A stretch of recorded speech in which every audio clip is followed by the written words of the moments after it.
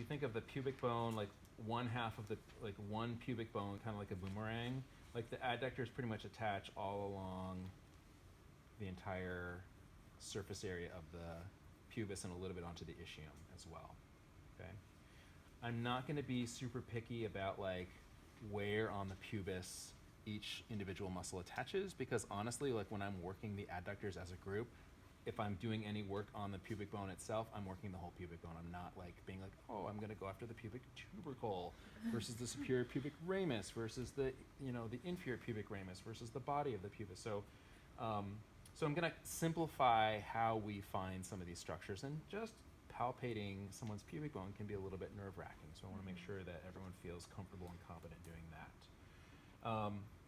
So in general, the muscles are running, they're sort of fan shaped. So they start out kind of as a skinny tendon for the most part, and then they kind of widen out and attach onto the back of the femur, onto that linea aspera somewhere, okay? So like this would be adductor longus here. Adductor brevis would be a little bit higher up. Pectineus would be a little bit more rectangular, but higher up even still. And adductor magnus would be like taking up the entire length of the back of the femur. They're also staggered in layers. So pectineus is more superficial, and then adductor brevis is here, and then adductor longus is superficial, and then adductor magnus is deep, and then gracilis is superficial. So if you look at the most left-hand view, all you see is red, yellow, and blue. You don't see orange and green, because those are underneath. So it's sort of like a little zigzag layering system. Does that make sense? Brick wall. Like a brick wall. Can you say it one more time? The pectineus is So the orange and the green muscles are kind of covered up. So it goes superficial, deep, superficial, deep, superficial. oh, okay. That's what I mean by sort of zigzag. Yeah. Okay. Okay. So here's what we're gonna start with. Is we're gonna find how to palpate the top of the pubic bone. We're not gonna do any sort of palpatory exploration of the whole pubic bone, but we are gonna get right here, which is on most people gonna feel fairly comfortable, and it's not very difficult to find. So I'm going to take this away. And here's what that's going to look like. Allie, could you please start at your belly button and then work your way down and find on yourself the very top edge of your pubic bone, the most superior aspect of your pubic bone. Like here? So there is the very top edge. There's the bottom. There's the top. So if your belly button Slide were here down. and you slid down, it would be the first thing that you Okay. get. Yeah. Right there. I'm going to put my hands on top of hers. She's going to remove her hands, and then I'm on top of her pubic bone now. And does that feel weird or invasive or uncomfortable? No. Okay. That's how you do it.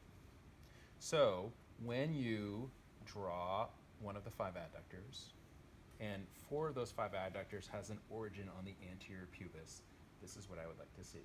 I'd like you to be able to find the top of the pubic crest. Okay. And the way that you do that is you ask the client to find it on themselves, and then you just put your hands on top of their hands, they take their hands away, and then you are left right on the bone.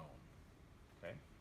There's no exploration. I'm not hunting around for it. I'm just placing my hand on top of where they left their hand, and it's very clearly on a bone. Okay. The other muscle that attaches right here on the top of the pubic bone is the rectus abdominis. So if you want to make sure you're on it, you could ask the client to do a little mini crunch. So you can do a little sit up. Boom, yeah, feel those abs. So that's how I can tell that I'm on the right spot. Okay. So that's going to be the origin of anything that has anterior pubis as an origin, okay, which is 4 out of those 5 muscles. Okay. For insertion points, we have pectineal line, we have proximal linea aspera, we have mid linea aspera, we have full linea aspera. All of those are really hard to find, as we know from the quads, right? From the vastus lateralis medialis. So at the very most, what I want you to do is to kind of like point, it's like it's on the back of the femur, it's right here. You know, the pectineal line is the most superficial and medial part of the linea aspera. The proximal linea aspera is here. The mid linea aspera is about halfway from the ASIS to the knee. So like right there would be the mid linea aspera. The full linea aspera would be kind of like this double line that runs all along the backside of the femur. So you're just going to describe it to me and show it to me. You can't palpate the linea aspera, you can't palpate the pectineal line, so you're just going to approximate and just show with your hands. Okay? Show you on the front of your thigh? Yeah, because if you're back here, like, I mean, you could I at mean, least you don't show have to me. flip her over. Yeah, you don't Okay. know. I mean, you could put your hands back here and say it's like way deep underneath the hamstrings. I can't feel it.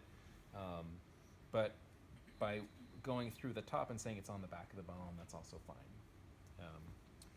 The two insertion landmarks that can be palpated are the adductor tubercle for adductor magnus, which is on the superior aspect of the medial epicondyle. It's this thing right here. Okay, so the way that I find that is I find the medial epicondyle. I usually find that on the side, and then I go up, in, and down. And what this is, we found this last week, and usually when you're on this, it's like, ow, that kind of hurts. So if your client's face starts to wrinkle, you know you're on the right spot. So there's the side of her medial epicondyle, and I walk up, and then I can squish in a little bit more, and I go in, and then I go back down, and there's the top of the epicondyle.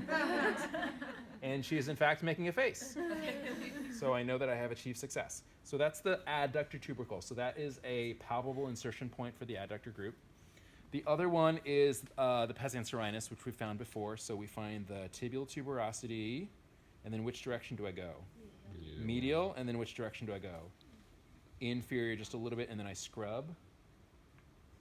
And again, there's no bump, there's no groove. It's just this flat part of the tibia, but oftentimes it feels a little bit gummy, or it feels a little bit sticky, or the client will start to wrinkle their nose or kind of squint a little bit. So that's the pes anserinus attachment site, or MAPS, medial anterior proximal shaft. Okay?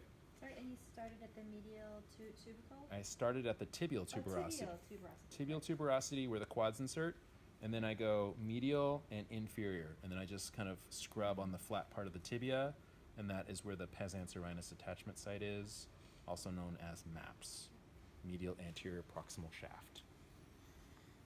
Okay, so those are the two insertion points that you can actually get your hands on and find the bony landmarks. Everything else in those insertion points are approximate. Just give me the rough idea and verbally describe where these muscles are going. Okay. Actions. We talked about the actions. So everybody does adduction. Everybody does internal rotation or medial rotation of the femur. The pectineus, the brevis, the longus, and half of the magnus they assist in flexion. The other half of magnus assists in extension, and the gracilis does knee flexion. Okay. So the gracilis is the only one of those five that crosses two joints. Everyone else, even the magnus, which comes all the way down close to the knee, does not cross the knee. And that's important to remember, is that the termination point of the magnus is still on the femur, which means it doesn't have an effect on the knee. Does that make sense? In order for it to have an effect on a knee, it would have to be on the tibia or the fibula. It would have to cross the knee joint.